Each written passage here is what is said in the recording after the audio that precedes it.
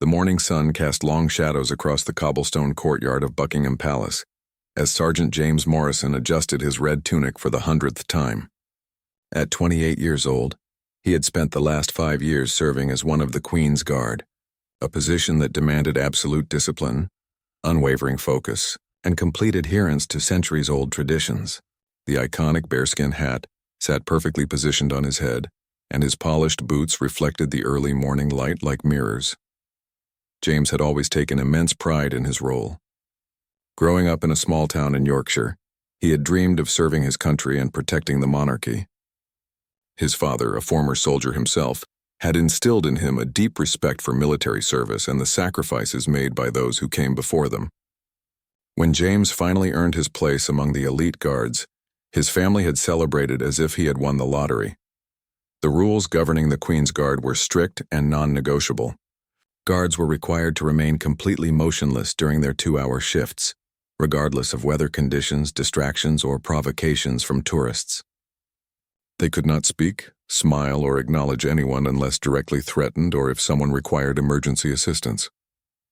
These regulations had been in place for generations, and breaking them could result in severe disciplinary action, including dismissal from the prestigious position. On this particular Tuesday morning in September, the palace grounds were already bustling with activity. Tour groups gathered behind the ornate iron gates, cameras clicking incessantly as visitors from around the world tried to capture the perfect photograph of the stoic sentries. James had grown accustomed to the constant attention, the flash of cameras, and the occasional tourist who would try to make him laugh or break character. He had developed an almost supernatural ability to block out distractions and maintain his composure. As he took his position at the main entrance, James noticed the usual crowd beginning to form. School children on field trips pressed their faces against the gates. Elderly tourists shuffled along the sidewalk with their walking aids, and young couples posed for selfies with the palace in the background. It was a scene he had witnessed countless times before, yet he never grew tired of seeing the wonder and excitement in people's eyes as they experienced this piece of living history. Among the gathering crowd, James observed a man in his 70s slowly making his way along the fence line. The elderly gentleman moved with considerable difficulty, using a wheelchair that he maneuvered with trembling hands.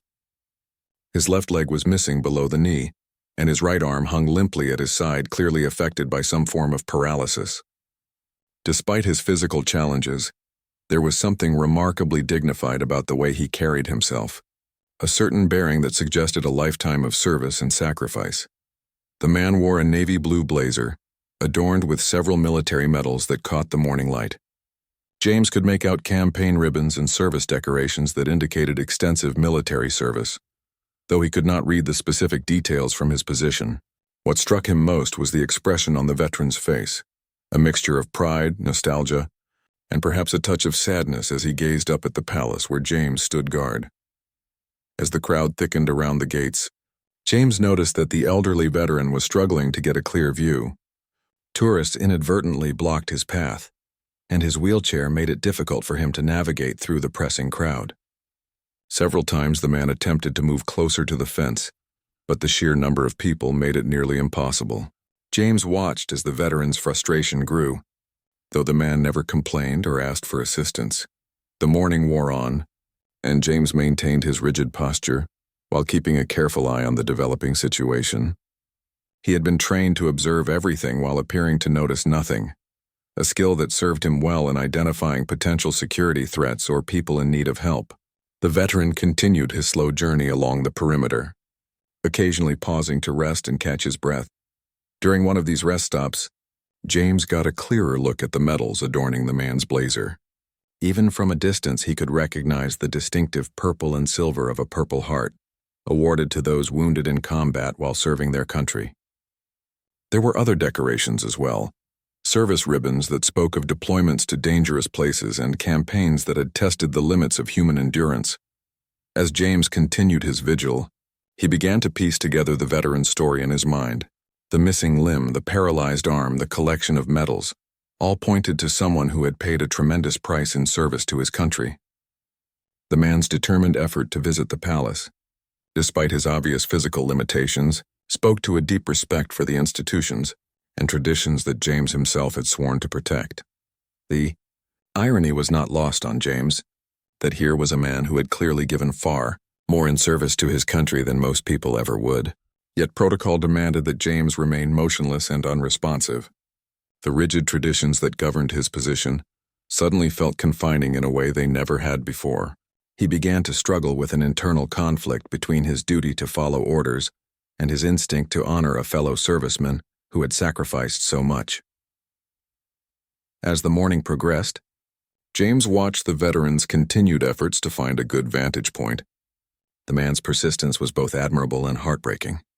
Despite his disabilities and the obstacles presented by the crowd, he refused to give up on his mission to properly observe the changing of the guard and pay his respects to the institution that James represented. The veteran's quiet dignity and determination began to weigh heavily on James's mind. He found himself thinking about his own grandfather, who had served in World War II and had always spoken with reverence about the sacrifices made by his fellow soldiers. James remembered the stories of men who had given everything for their country, often receiving little recognition or gratitude in return. As his shift neared its midpoint, James realized that something was building inside him, a powerful urge to acknowledge this veteran's service and sacrifice, even if it meant breaking the sacred rules that governed his position. The internal struggle intensified as he watched the elderly man continue his patient vigil, never asking for special treatment or consideration, simply hoping for a moment to pay his respects to the traditions and institutions he had served to protect. The internal battle raging within James Morrison intensified as he watched the disabled veteran struggle through the crowd. Every fiber of his military training screamed at him to maintain his position and follow protocol, but his heart pulled him in an entirely different direction. The elderly man had finally found a spot near the fence where he could see clearly. Positioning his wheelchair with great effort despite his physical limitations, James could see the veteran's face more clearly now. Deep lines etched by years of hardship and pain mapped a life of service and sacrifice. The man's eyes held a mixture of pride and melancholy as he gazed upon the palace guards. There was something profoundly moving about, watching this wounded warrior pay his respects to the institution that represented everything he had fought to defend. The crowd around the veteran had thinned slightly, giving James a better view of the man's military decorations. In addition to the Purple Heart, he could now make out what appeared to be a Distinguished Service Cross and several campaign ribbons indicating service in multiple conflicts. This was clearly a man who had not only served his country, but had done so with exceptional courage and distinction. As James continued his vigil, he began to notice subtle details about the veteran's behavior that spoke volumes about his character. Despite his obvious discomfort and the difficulty of maneuvering his wheelchair, the man never complained or drew attention to his struggles. When a young child accidentally bumped into his chair while running to get a better view, the veteran simply smiled and gently guided the child back toward his parents. When an elderly woman asked if she could share his spot at the fence, he immediately made room for her, even though it meant a less optimal view for himself. The veteran's quiet dignity and selflessness stood in stark contrast to some of the other tourists who pushed and jostled for the best positions. James found himself increasingly moved by the man's grace under pressure and his obvious respect for others, even in his own moment of personal pilgrimage to the palace. As the morning progressed, James learned that the veteran's name was William Davies when he overheard a conversation between the man and a fellow tourist.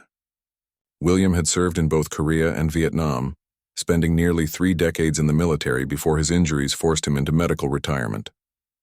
The tourist, clearly impressed by William's service record, thanked him for his sacrifice, to which William simply replied that he had been honored to serve alongside far braver men than himself. This humble response struck James deeply. Here was a man who had clearly been through hell and back, who bore the physical and emotional scars of multiple combat deployments, yet he deflected praise and honored his fallen comrades instead of seeking recognition for himself. It was exactly the kind of character and selflessness that James had been taught to respect and emulate during his own military training. The longer James observed William, the more he understood that this visit to Buckingham Palace was more than just a tourist stop. This was a pilgrimage, a way for the veteran to connect with the traditions and institutions that had given meaning to his service. William sat quietly in his wheelchair, not taking photographs or chatting with other tourists. but simply absorbing the moment and paying his silent respects. James began to think about the oath he had taken when he joined the Queen's Guard. While it demanded absolute adherence to protocol and tradition, it also called upon him to embody the highest ideals of military service: honor, respect, and recognition of sacrifice. Was following the letter of the law more important than honoring the spirit of what his position represented? The conflict within James reached a crescendo when he witnessed a particularly touching moment. A young boy, perhaps 8 years old, approached William and asked about his medals. Instead of brushing the child off or giving a simple answer, William patiently explained each decoration, using terms the boy could understand.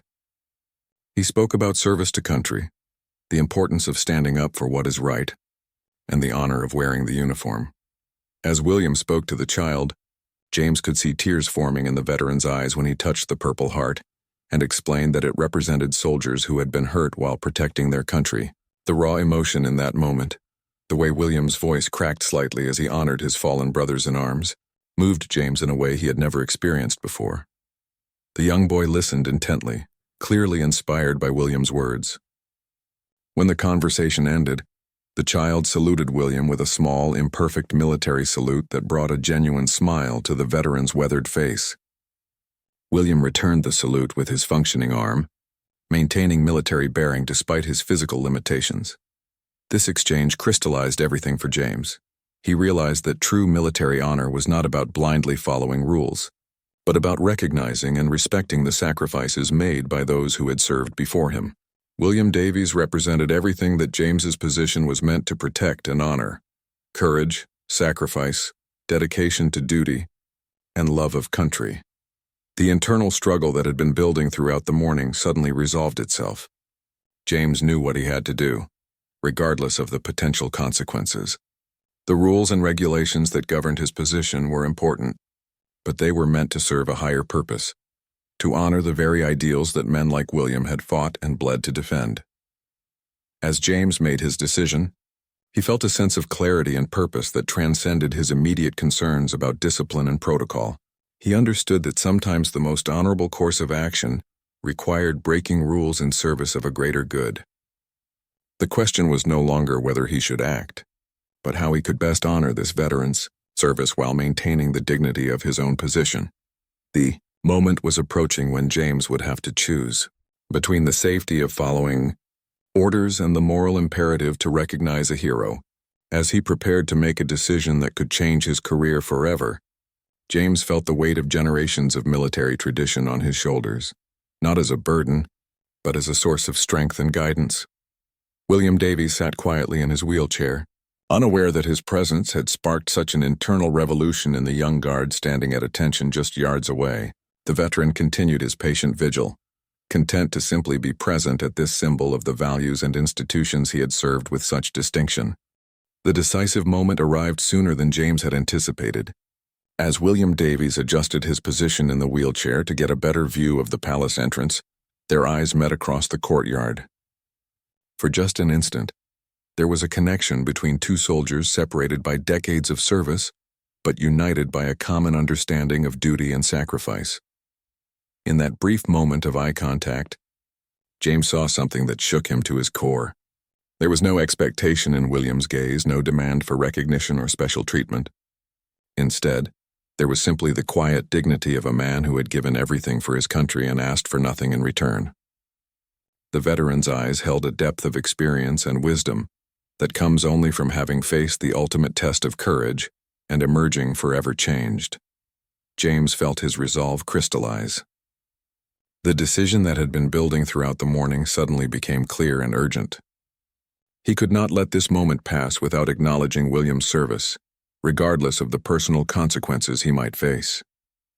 The rules and regulations that governed his position seemed insignificant compared to the moral imperative to honor a fellow warrior who had sacrificed so much. Taking a deep breath, James began to execute a plan that would forever change his understanding of what it meant to serve with honor. Moving with the deliberate precision that had been drilled into him through years of training, he slowly and deliberately began to shift his rifle from his shoulder. The movement was subtle at first, barely noticeable to casual observers, but unmistakably intentional to anyone familiar with military protocol. The tourists around the palace gates continued their chatter and photography, oblivious to the drama unfolding before them. Most were focused on getting the perfect selfie, or trying to make the guards break character with silly faces and loud noises. They had no idea that they were about to witness something extraordinary, a moment when duty to protocol would be superseded by duty to honor. As James continued his careful movement, he noticed that William had become aware of what was happening. The veteran's eyes widened slightly and he sat up straighter in his wheelchair. There was recognition in his expression, the understanding that passes between soldiers who recognize a significant moment unfolding. William's hand instinctively moved toward his heart, where his military decorations rested against his blazer. Other guards stationed around the palace perimeter remained focused on their own positions, unaware of the unprecedented action taking place just yards away. James knew that once he completed his intended gesture, there would be no going back. His career as a Queen's Guard would likely be over, and he might face serious disciplinary action from his superiors. Yet these concerns seemed trivial compared to the opportunity to honor a man who embodied everything noble about military service. The crowd began to notice that something unusual was happening. Conversations gradually died down as people realized that one of the famously stoic guards was moving in a way that seemed deliberate and significant. Cameras that had been taking random photos suddenly focused on James with renewed interest. Parents pointed and whispered to their children, sensing that they were about to witness something special. James could feel the weight of hundreds of eyes upon him, but his focus remained entirely on William. The veteran sat transfixed, clearly understanding the magnitude of what was about to happen. Despite his physical limitations, William attempted to straighten his posture as much as possible, displaying the military bearing that decades of service had ingrained in his very soul. With deliberate slowness, James brought his rifle to the position of present arms, the formal military salute reserved for honoring distinguished individuals and showing the highest respect. The movement was flawless, executed with the precision and dignity that befitted the moment.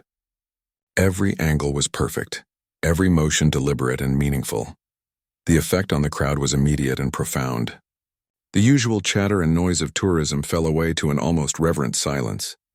People instinctively understood that they were witnessing something extraordinary, even if they did not fully comprehend the significance of the gesture. Cameras clicked frantically as tourists tried to capture the unprecedented moment, but many simply stood and watched in awed silence. William's reaction was even more powerful than James had anticipated. The elderly veteran's eyes filled with tears as he recognized the formal military honor being bestowed upon him. With tremendous effort, despite his paralyzed arm and weakened condition, William raised his functioning hand to return the salute. The gesture was shaky and imperfect due to his physical limitations, but it carried the weight of decades of military tradition and personal sacrifice. For several long seconds, the two soldiers held their salute, one young and strong, representing the current generation of those who serve, and one elderly and broken, representing the countless veterans who had paid the ultimate price for their service. The moment seemed to stretch into eternity, capturing something essential about the continuity of military honor across generations. The silence that had fallen over the crowd was broken by spontaneous applause that began with a few individuals and quickly spread throughout the gathering. People who had been chatting and laughing moments before found themselves moved to tears by the unexpected display of honor and respect. Children stopped their playing and watched with wide eyes, sensing the gravity of the moment even if they could not fully understand its significance. James maintained his salute for exactly the appropriate duration, according to military protocol, then slowly and deliberately returned his rifle to its original position. Throughout the entire gesture, his bearing remained perfect, his expression serious and respectful. There was nothing theatrical or attention-seeking about his actions. Everything was done with the dignity and precision that the moment demanded. As the formal salute concluded, William slowly lowered his hand and placed it over his heart, where his military decorations rested. The gesture was one of profound gratitude and emotion. Tears flowed freely down his weathered cheeks, but they were tears of joy and recognition, rather than sadness. For the first time in perhaps decades, this forgotten warrior felt truly seen and honored for his sacrifice. The crowd's applause continued, growing in intensity as more people understood what they had witnessed. Tour guides who had been mechanically reciting facts about palace architecture found themselves moved to explain the significance of what had just occurred. Parents used the moment to teach their children about respect for veterans and the importance of honoring those who serve. James returned to his position of attention, knowing that he had just irrevocably changed his future, but feeling completely at peace with his decision. Whatever consequences awaited him, he knew that he had done the right thing. In that moment, he had embodied the highest ideals of military service, placing honor and respect above personal safety and career advancement. The aftermath of James's unprecedented salute rippled through the crowd like electricity. What had begun as a simple tourist gathering had transformed into something far more profound, a moment of genuine human connection that transcended the usual barriers between performers and observers. The applause continued for several minutes, with people wiping tears from their eyes and embracing strangers as they processed what they had witnessed. William Davies remained in his wheelchair, clearly overwhelmed by the recognition he had received. His functioning hand trembled as he reached into his jacket pocket and withdrew a small worn photograph. From his distance, James could not make out the details, but he could see that it was clearly precious to the veteran, something he carried with him always. William stared at the photograph for a long moment, then pressed it gently to his chest before returning it to his pocket. The crowd began to disperse slowly, with many people approaching William to thank him for his service and to express their appreciation for what they had witnessed. The veteran graciously accepted each gesture of gratitude, though James could see that the emotional intensity of the moment had taken a considerable toll on the elderly man. Despite his obvious fatigue, William remained patient and kind with every person who approached him. Meanwhile, James maintained his position at attention, though he was acutely aware that his actions had not gone unnoticed by his fellow guards and superior officers. He could see movement in his peripheral vision that suggested his commanding officers were being notified of the breach in protocol. The weight of potential consequences pressed down on him, but he felt no regret for his decision. Within minutes of the salute, James spotted his immediate supervisor, Lieutenant Colonel Harrison, approaching from the palace interior. The officer's expression was stern and unreadable as he made his way across the courtyard. James had served under Harrison for 2 years, and had always found him to be fair but strict in his enforcement of regulations. There was no precedent for what James had just done, and he honestly had no idea how his superior would respond. Lieutenant Colonel Harrison reached James's position and stood silently for several moments, observing the continuing crowd reaction and the veteran who had inspired such an unprecedented breach of protocol. James remained at attention, eyes fixed straight ahead, awaiting whatever disciplinary action might follow. The seconds stretched like hours as he waited for his commanding officer to speak. Finally, Harrison stepped closer to James and spoke in a low voice that would not carry to the tourists still gathered nearby. His words were not what James had expected. Instead of immediate reprimand or orders to report for disciplinary action, the lieutenant colonel asked a simple question about William's military decorations and service record. James provided what information he had observed, describing the Purple Heart and other medals he had recognized. Harrison's response surprised James even further. The commanding officer revealed that he had been watching the entire situation unfold from inside the palace and had noticed the veteran's struggle to navigate through the crowd. He had also observed William's respectful behavior and obvious military bearing. When James had begun his salute, Harrison had initially moved to intervene, but something about the dignity of the moment had stopped him. The lieutenant colonel explained that while James's actions constituted a clear violation of standing orders, they also embodied the highest principles of military honor that the Queen's Guard was meant to represent. The situation presented a complex challenge that went beyond simple rule enforcement to questions of fundamental military values and the purpose behind the traditions they were sworn to uphold. As Harrison spoke, James realized that his commanding officer was wrestling with the same internal conflict that had driven his own decision to salute. The rigid protocols that governed the Queen's Guard served important purposes, but they were ultimately meant to honor and protect the very ideals that men like William had fought to defend. When those protocols came into conflict with the fundamental duty to honor fellow warriors, The situation became far more complex than simple rule following. Harrison informed James that he would need to report the incident to higher authorities and that there would likely be an official inquiry into the breach of protocol. However, he also indicated that the circumstances would be fully explained and that James's exemplary service record would be taken into consideration. The lieutenant colonel's tone suggested that while consequences were inevitable, they might not be as severe as James had initially feared. As they spoke, neither officer could ignore the continuing positive reaction from the crowd. Word of the salute was already spreading beyond the immediate group of tourists. People were sharing videos and photos on social media, and several news reporters who had been covering other stories in the area were beginning to take notice of the unusual activity at the palace gates. The story that was beginning to emerge in these early reports was overwhelmingly positive.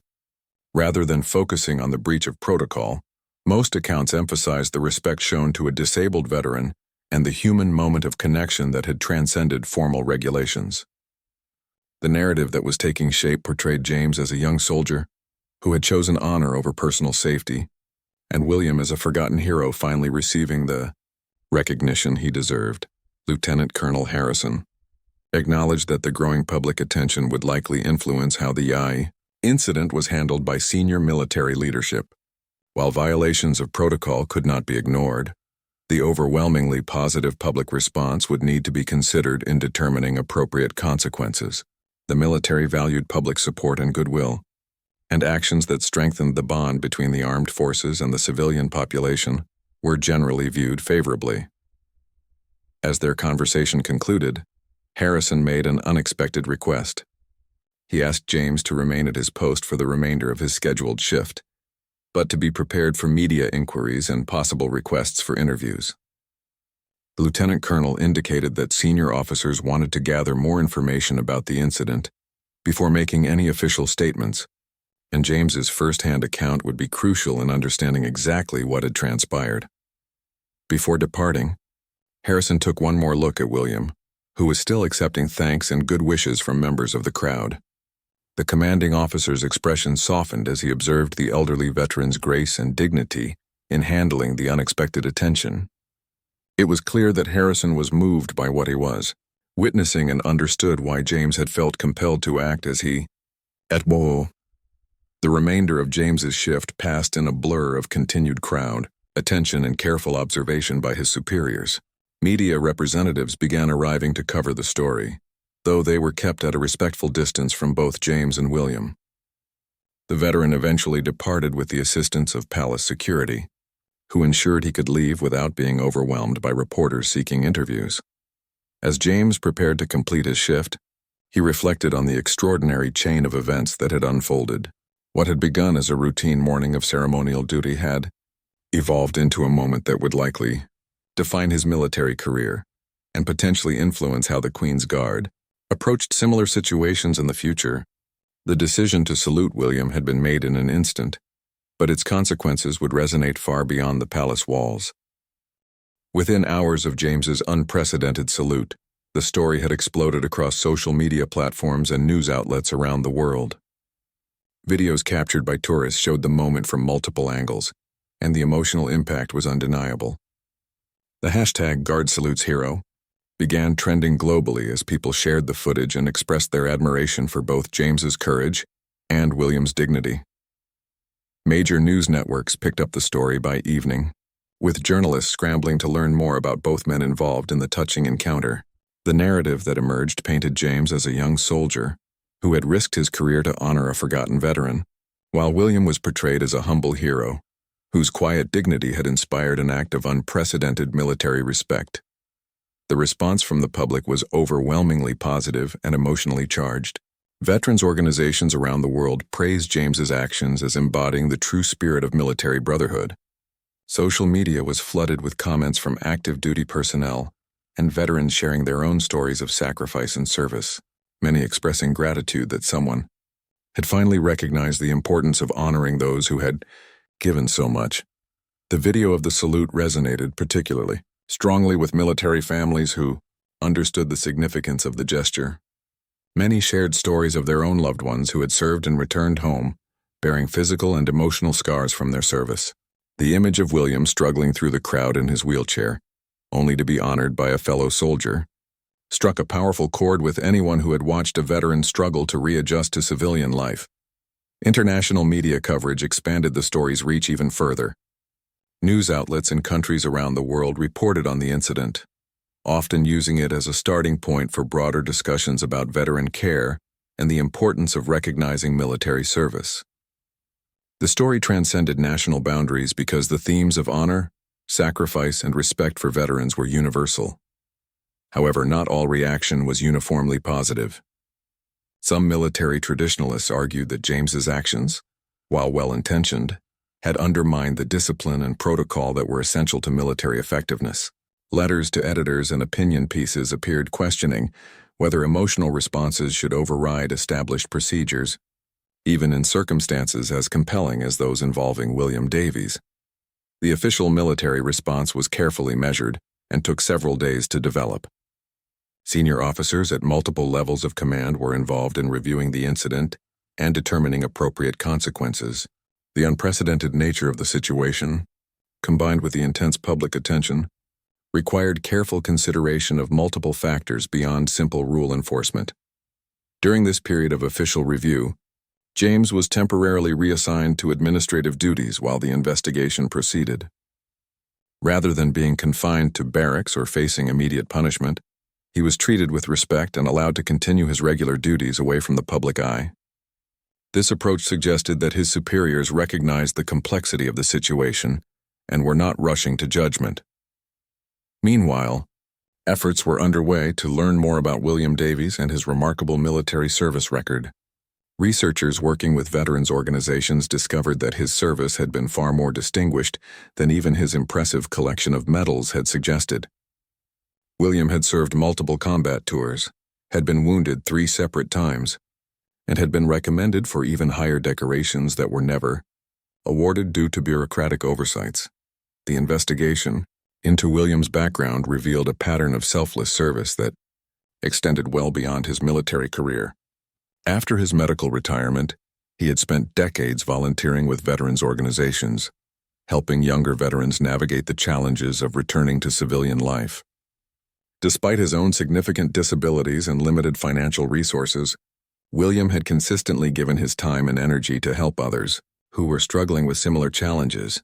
These discoveries about William's character and service history strengthened public support for James's decision to honor him. News reports began highlighting not just the moment of the salute itself, but the broader story of a veteran whose lifetime of service and sacrifice had gone largely unrecognized until a young guard chose to break protocol in his honor. The story also sparked broader conversations about how society treats its veterans and whether existing systems adequately recognize and support those who have served. Veterans advocacy groups used the incident as an opportunity to highlight ongoing challenges faced by disabled veterans, including difficulties accessing health care, employment discrimination, and social isolation. As the story continued to develop, several unexpected developments emerged that would further complicate the official response. Members of Parliament began weighing in on the incident, with several calling for James to be commended rather than disciplined.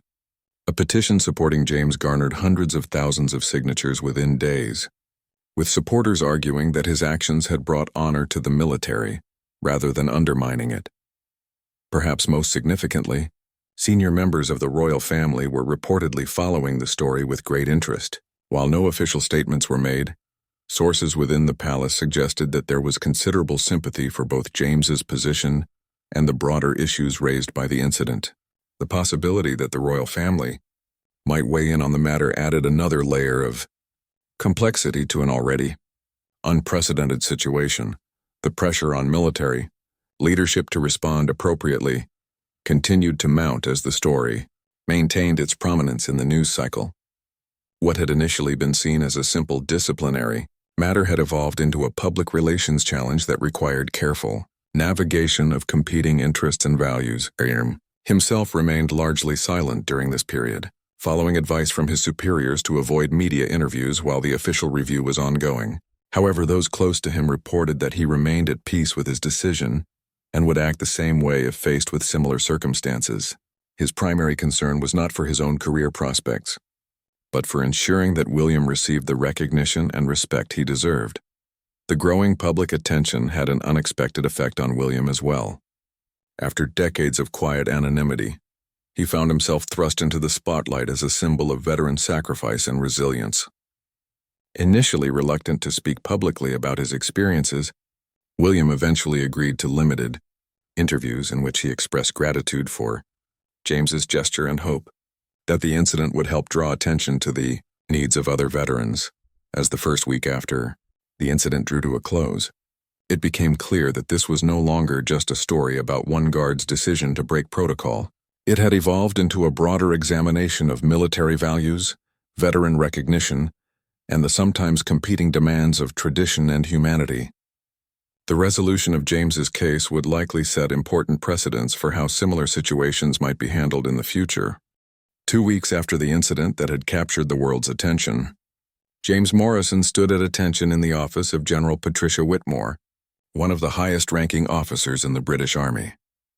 The formal inquiry into his actions had been thorough and comprehensive, involving testimony from witnesses, review of security footage, and extensive consultation with military legal experts and senior commanders. The general's office was filled with the weight of military history, photographs of distinguished service members, battle flags from famous campaigns, and awards recognizing exceptional valor and leadership. As James waited for the general to speak, he reflected on the journey that had brought him to this moment and the decision that had changed everything. General Whitmore had served for over 30 years and had commanded troops in some of the most challenging conflicts of recent decades. Her reputation for fairness and wisdom was legendary throughout the military, and her decision in this case would likely influence military protocol and tradition for years to come. The weight of that responsibility was evident in her careful consideration of every aspect of the situation. The general began by acknowledging the unprecedented nature of the case and the careful deliberation that had gone into reaching a decision. She noted that James's service record had been exemplary prior to this incident, with consistent commendations for professionalism, dedication, and military bearing.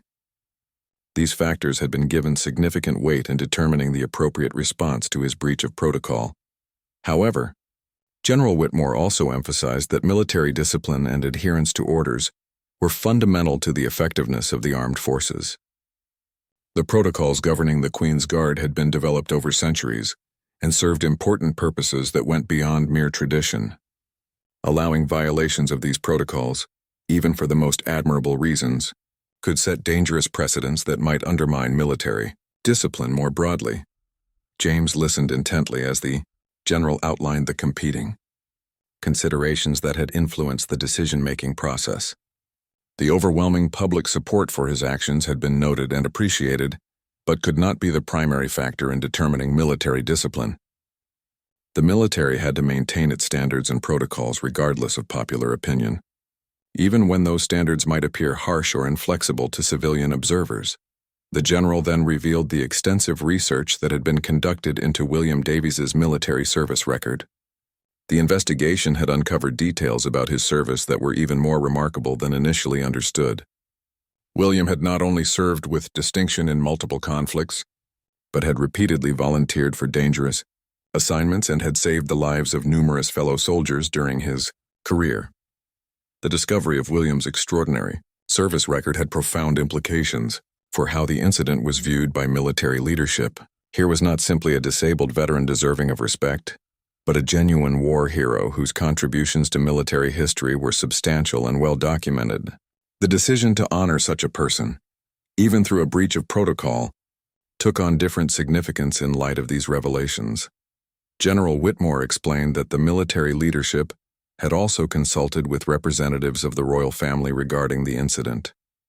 While no direct input had been provided on the specific disciplinary decision, it had been made clear that the royal family valued both military tradition and appropriate recognition of veteran service.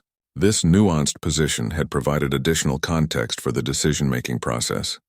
After outlining all these considerations, General Whitmore delivered the decision that would determine James's future.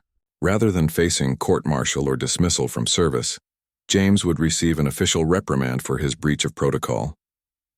This reprimand would become part of his permanent service record, but would not prevent him from continuing his career or seeking promotion in the future. However, the general also announced something entirely unexpected. In recognition of his exemplary service record and the noble intentions behind his actions, James would simultaneously receive a commendation for embodying the highest ideals of military service and brotherhood. This unprecedented combination of punishment and recognition reflected the complex nature of the situation and the military's attempt to balance competing values. The general went on to explain that James's case had prompted a comprehensive review of Queen's Guard protocols, with particular attention to situations involving veteran recognition and exceptional circumstances. While the fundamental requirements for discipline and protocol adherence would remain unchanged, new guidelines would be developed to provide clearer guidance for guards facing similar moral dilemmas in the future. Perhaps most significantly, General Whitmore announced that William Davies would be invited to participate in a special ceremony recognizing his decades of service and sacrifice. This ceremony would take place at Buckingham Palace and would provide an opportunity to properly honor his contributions, while also acknowledging the broader issues raised by the incident. James would be invited to participate in this ceremony as well, formally recognizing his role in bringing William's story to public attention. The announcement of this special ceremony represented a remarkable transformation of what had begun as a disciplinary incident into an opportunity for broader recognition and healing. The military leadership had found a way to maintain discipline and protocol while also acknowledging the deeper values that had motivated James's actions in honoring a veteran whose service had been inadequately recognized for too long. As the meeting concluded, General Whitmore offered James some personal observations about leadership and moral courage. She noted that the most difficult decisions in military service often involve situations where competing values came into conflict, and that true leadership sometimes required the courage to act on principle, even when the consequences were uncertain. The general's final words to James were both cautionary and inspiring. She reminded him that his actions had demonstrated admirable moral courage, but also emphasized the importance of working within established systems to create change rather than simply breaking rules when they seemed inadequate. She encouraged him to use his experience and the attention it had generated to become an advocate for veteran recognition and support within proper channels. In the weeks that followed, the special ceremony at Buckingham Palace exceeded all expectations. William Davies, accompanied by his family and fellow veterans, was formally recognized for his exceptional service with awards that had been decades overdue. James participated in the ceremony as an honor guard, and the moment when the two men saluted each other once again brought tears to the eyes of everyone present. The incident that had begun with a simple moment of human recognition had evolved into something far greater, a renewed commitment to honoring veteran service, a re-examination of military values, and a demonstration that sometimes the most important traditions are those that recognize the humanity and sacrifice of those who serve. James Morrison had broken the rules, but in doing so, he had reminded everyone of the deeper principles that those rules were meant to protect.